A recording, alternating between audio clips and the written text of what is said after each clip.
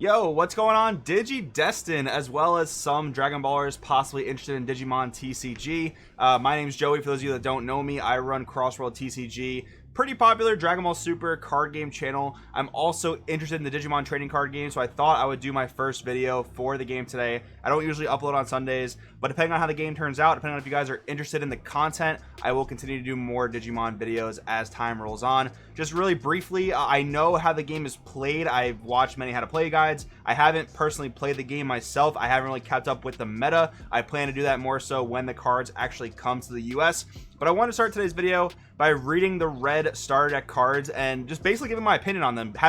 Knowing nothing about the meta or about how the Digimon meta is playing out, I want to read these cards and basically rate them and say, I think this is good, I think this is bad, just based on my general card gaming experience. And I want you guys to let me know in the comments below if I'm like drastically wrong about anything. I think it could actually be a pretty funny video if I'm on about like a card I think is really amazing and it actually sucks, or vice versa. But besides that, guys, if you like the content, if you want to see more Digimon content, hit the like button and subscribe for both Dragon Ball Super and Digimon content going forward. That being the case, this is the Red Starter Deck. I know we're getting starter decks for Digimon, I think in the US sometime in November. Correct me if I'm wrong on that. I don't know if they're going to make any changes from the Japanese structure decks to the American ones. As far as I know, this is the Japanese structure deck, and they do give you the American translations when you click on the cards. So let's start reading. All right, guys, so let's start with Koromon. We have a Digitama deck Digimon. This starts off in your Digitama deck, which flips into your raising area, and you can just basically put more Digimon on top of this as time goes on. So it only has a Digivolve effect, which is a little bit confusing to me.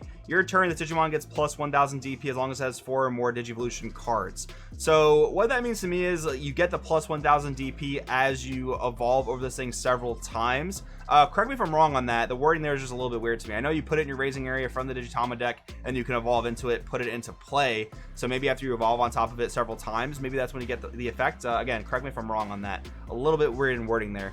So we have Biyomon, Agumon, and Dracomon.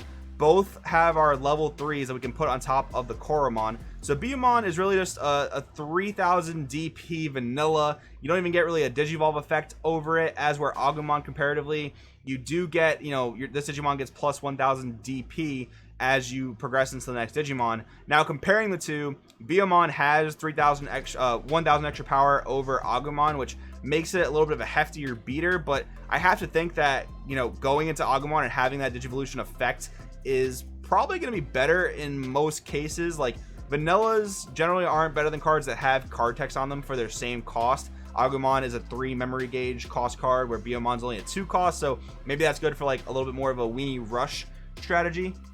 But unless you play Dragon Ball Super and know about skillless Goku, vanillas generally aren't that great. But then you come over to Dracomon, and that might actually change my mind a little bit, because compared to both of them, he's the same memory cost as Agumon, although you can just plop him over a Koromon as well for 0 memory essentially. He is a vanilla, much like Biyomon, but he is a 4K beater. So being a 4K beater is clearly better than being a 3K beater to Biyomon, and it's double the power of Agumon, but he offers an effect. So if I was building a deck just with a starter deck, and again, not knowing really anything about the meta, I would probably go with Agumon and Dracomon over Biyomon. But anyways, let's go to a level 4 Digimon, give it a read. Let's read our thoughts on it. We have WarGreymon. We have a champion level Digimon, level 4. So this goes over all the level 3s that we kind of just read. So it's a giant bird type with 5000 DP and no effects. So once again, a vanilla.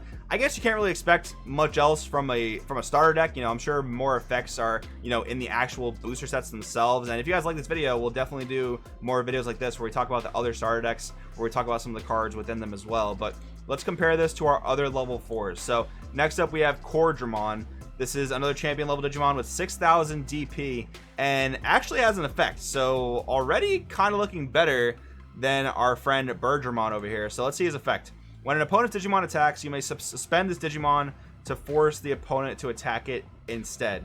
When attacking, you lose 2 memory. Okay, so when this thing attacks, that's the drawback of it having really high power, right? So you're losing 2 memory.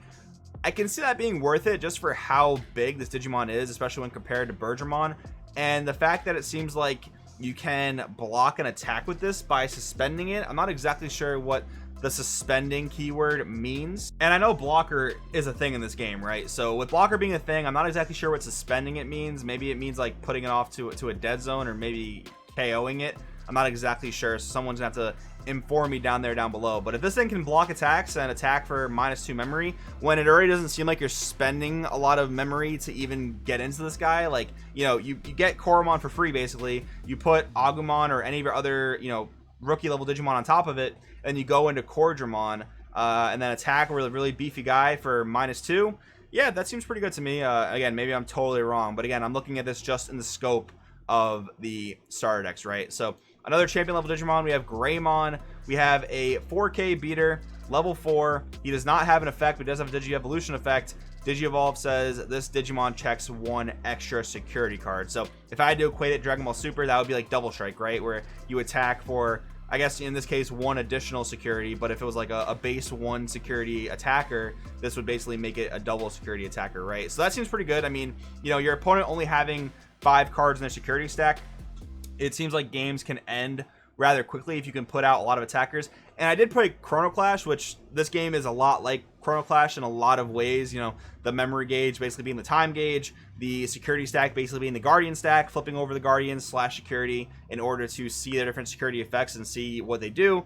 And then if a Digimon, or, you know, in the Naruto case, a Naruto guy attacks the stack, and, you know, they're both battlers, you commence battle, and then the higher damage guy wins and that kind of stuff. So with that being the case, checking 2 out of the stack definitely seems pretty solid. Seems like a Digi-evolution effect I would want out of this structure deck.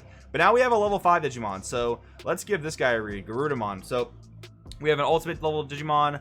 We have a Birdkin. I wonder if the types are gonna, you know, have any relationship to card effects in the future, because, you know, you can pretty much put any Digimon over the correct color and cost of a prior Digimon. And I know in Digimon, like in the video games and stuff, you don't have to perfectly evolve into, like, you know, Biamon's line or Agumon's line. They do have branching Digi-evolution lines, so I like how they kept that kind of theme with the game here. But this is a 7K beater. When Digivolving, one of your Digimon gets plus 3000 DP for the turn, so that's pretty cool. It seems like that's like more of a permanent effect, or maybe like an auto, because that's how it kind of works in Dragon Ball Super. When X happens, do Y, right?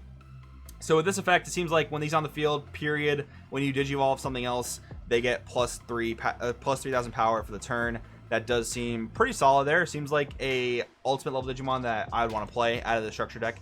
Let's go on and read what we have next. Oh man, I can't wait to get that. That looks really cool. MetalGreymon, we have a level 5, another ultimate level Digimon.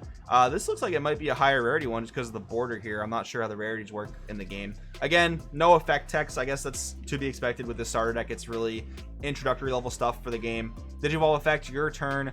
When this Digimon is blocked, gain 3 memory. Very interesting. So your opponent basically gets punished for blocking your MetalGreymon, and when they do that, you know, you basically get to extend your turn. You basically get to continue attacking, continue playing different cards. But I do know there's like summoning sickness in this game, so you can't necessarily just like play a 1-cost Digimon and go in for the last attack. I guess you can't really do that, but I guess it gives you more time to set up. If they decide to block this, then you just get more time, or more memory rather, to just like continue to play more Digimon. So that definitely seems like an upside, but it only gives that to the next level Digimon, which maybe is a little bit too late in the game. But again, I'm not exactly sure how the meta shapes out with just the structure decks in general, because I guess in the US in November, our meta, you know, for lack of a better term, is going to be based off structure decks alone, right? So I guess this is a cool little introductory thing to the meta that we can expect when the structure decks release. Phoenixmon, we have a Mega Vaccine, really big beater, 12K.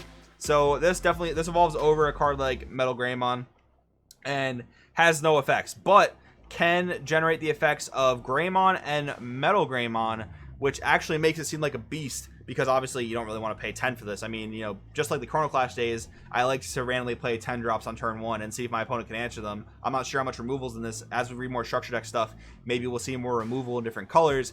But it seems like Red wants to be more aggressive and just really, you know, gain power and attack the stack a lot. So maybe that is the case, but I guess we'll end up seeing what happens with that. But anyways, this guy seems really good when you give him all the Digi-evolution effects. 12K seems pretty strong.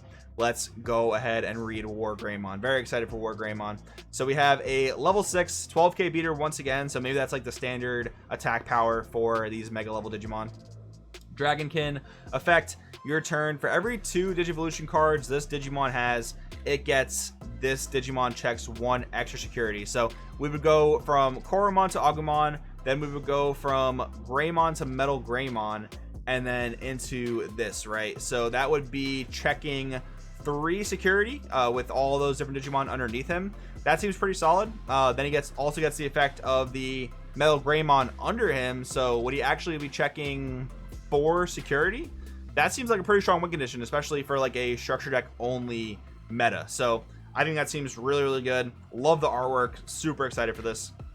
Let's read our tamer. So we have Taichi Yagami. We have our tamer, and his security effect is play this card without paying its energy cost. I think that's a pretty standard effect across all tamers from what I've seen. Your turn, all of your Digimon get plus 1000 DP. So once again, just that super big buff that these red Digimon seem like they want to get. And flipping off the security, it seems like you're going to want to play 4 copies to maximize your chances of getting him into your security, right? So let's read. We have a few option cards. Shadow Wing, we have a 1-drop option card. Main, one of your Digimon get plus 3000 DP for the turn. So for 1 memory, that seems pretty solid. Again, because you're playing a lot of your Digimon for really cheap memory gauge costs, that seems like, you know, that power boost seems pretty good. Security effect, all your Digimon get this Digimon checks 1 extra security card until the end of your next turn. Okay, this actually makes it seem very powerful.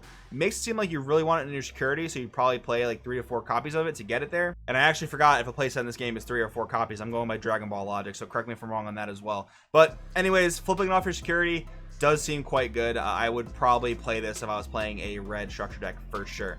Next up, we have Starlight Explosion. 2-drop main, all your security Digimon get plus 7000 DP until the end of your opponent's next turn. Security, same thing, it seems. All your security Digimon get plus 7000 DP for the turn.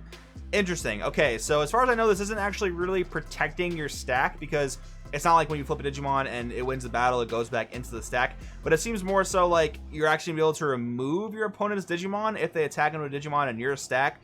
But that gets into really big, like, RNG spaces, in the sense that, like, that relies on you having more Digimon in your stack. And I'm sure your deck is going to be comprised more of Digimon than it's going to be of security and tamers, of course. So that makes sense in a way, but that seems like a very conditional card, a little bit of a you know, situational card. I'm not too sure if that's going to be the best thing to include at 4 copies. You know, I'm assuming, you know, just because the number of cards in the starter deck, you'll probably have to play some number of copies of this to make it a full deck. But yeah, not too in love with that one. Giga Destroyer, we have a 6-cost option. Main, delete up to 2 of your opponent's Digimon with 4000 DP or less, and then security, activate this card's main effect. That seems pretty solid. It seems like you're killing anything like rookie and less. Even this champion here has 4000, so it seems like you can get some champions off of that as well, which seems like pretty good value. If I had to play this over Starlight Explosion, I probably would. And then Gaia Force, an 8-cost option card. Main, delete one of your opponent's Digimon for 8 costs. If you really need to kill a problem card, this is probably the thing to do it. I mean, this seems pretty solid. And then security, activate this card's main. Definitely a, you know, max copy card you definitely want to play, in my opinion. But this is pretty fun, guys. I mean, this is really, again, my first time familiarizing myself with the Digimon cards. And I guess, again, this is going to be our meta for the first few months the game is out, because I think we're getting these in November, and then I think set 1 comes out in January. Again, correct me if I'm wrong on anything in this video. Might be quite a few things, but hopefully you guys enjoyed the video, getting, you know, advice or opinions on Digimon cards from a complete noob. Let me know in the comments below what you think. Thanks for watching. I'll see you guys next time.